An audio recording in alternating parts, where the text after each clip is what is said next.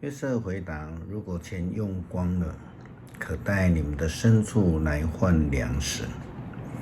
因此他们把牲畜都带到约瑟那里去。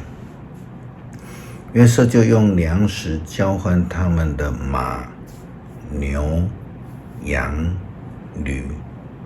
那一年，他们用囤粮交换民间所有的牲畜。第二年，他们又来要求：我主啊，我们不能骗你，我们的钱都用完了，牲畜也都归你。现在除了我们身体和土地以外，什么都没有了。请替我们想办法，免得我们死亡。我们的田地荒废，求你用粮食交换我们和我们的土地。王拥有我们的土地，我们愿意做王的奴隶，替他耕种。求你给我们粮食，让我们活下去。给我们种子，让我们能够播种田地。约瑟替王收买了埃及所有的土地，那时候饥荒更为严重，埃及人被迫卖掉土地，所有的土地都归属了埃及王。至于人，约瑟使埃及境内的人都成了农奴，只有祭司的土地他们没有收买，因为他们从王领受生活津贴，不必变卖自己的土地。约瑟对他们说：既然我现在替王买下你们和你们的土地，我就供给种子给你们播种。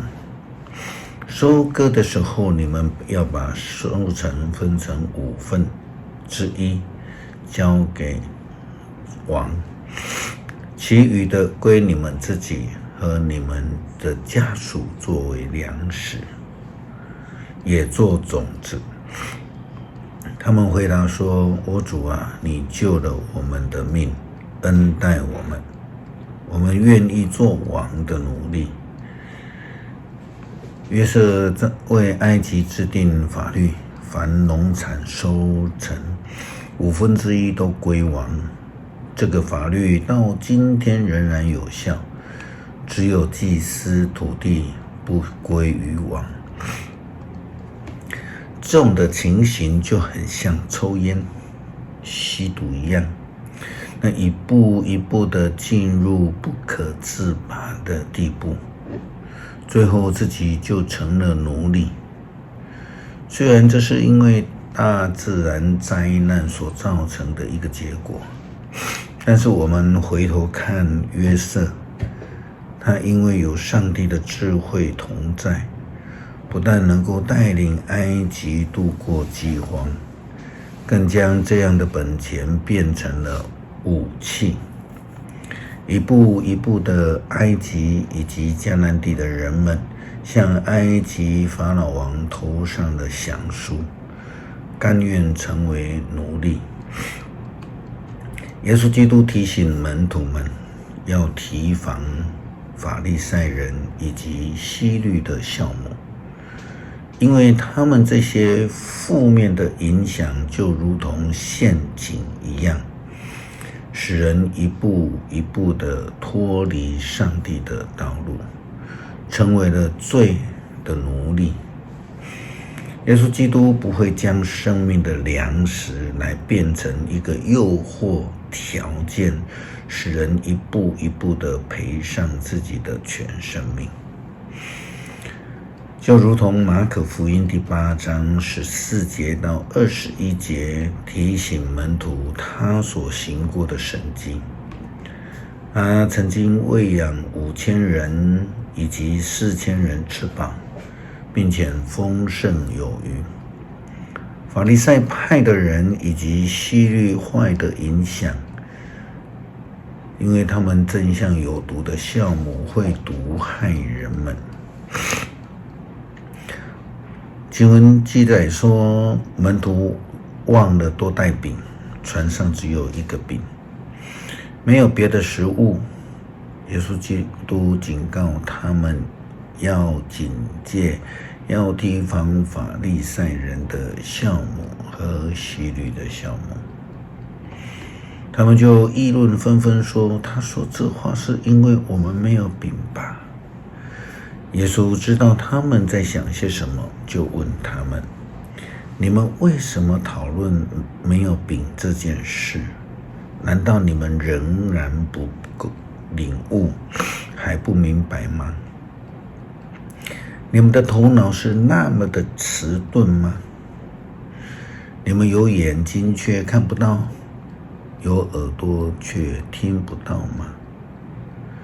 你们不记得我拨开5个饼给5000人吃饱这件事吗？你们把剩下的碎屑都装满了多少篮呢？他们回答12篮。耶稣又问，当我拨开7个饼给4000人吃饱，你们又装了多少篮的碎屑呢？他们回答7篮。于是耶稣就问他们说，那么你们还不明白吗？根据考古的研究，以色列人不但是用旧的酵母，他们不太用了因为他们认为这样的酵母是有毒的，因此每一年总有一段时间家里的酵母都要被净除，然后重新发酵。他们不希望面粉被毒酵母给感染了。耶稣基督就用这样的方法让以色列人明白法利赛人的酵、希律的酵的意义。诗篇36篇，罪在邪恶的人心里鼓动说，不要上帝，不要怕他。罪人自高自大，以为上帝不会发觉，不会惩罚他的罪。他满口邪恶诡诈，他早已丧失了行善的智慧。那躺在床上涂抹恶事，他行为败坏，不弃绝邪恶。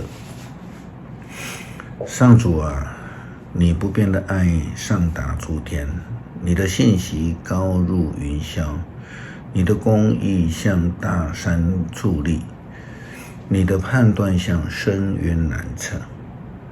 上主啊，你和深处你都看过，人很上帝啊，你不变的爱是多么的宝贝，人都在你的翅膀下找到庇护，他们在你的家中享受盛宴，你给他们喝你那喜乐的泉水。你就是生命的泉源，在你光照中我们得见光明。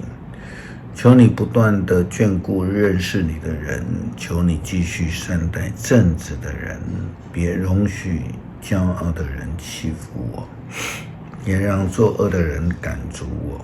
你看，作恶的人倒下去，他们倒在那里了，再也站不起来。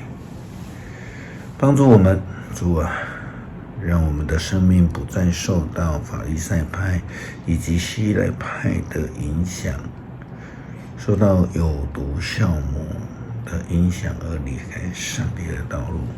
求主帮助，感谢祷告，奉主耶稣基督圣名求，阿们。